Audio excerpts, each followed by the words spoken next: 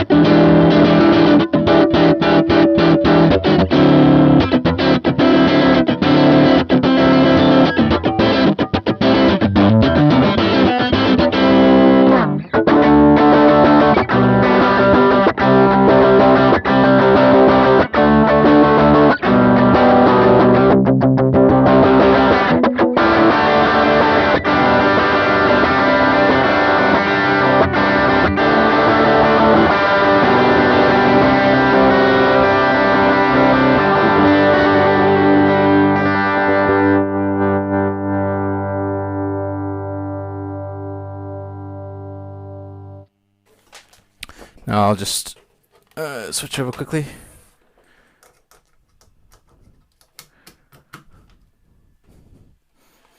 And here's the Korg Pandora Stomp.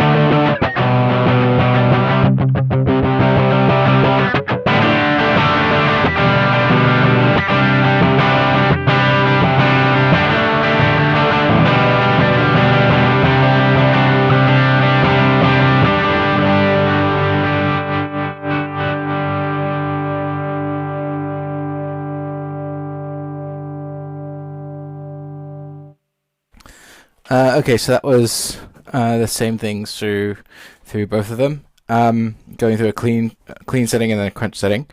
I think the first thing to say is I'm using the amp out on the Line 6 Pocket Pod. I tried to use the record out, which is the same as the headphone out, but there was just so much noise over it that it was basically unusable. So theoretically, well, basically the cabinet simulator the speaker sim shouldn't be running on the Pocket Pod, but I actually think it sounded better when I was comparing headphone out on this to headphone on my recording interface. It sounded better with the without the speaker sim. With the speaker sim, it just lost all the high end and yeah, it sounded really woolly.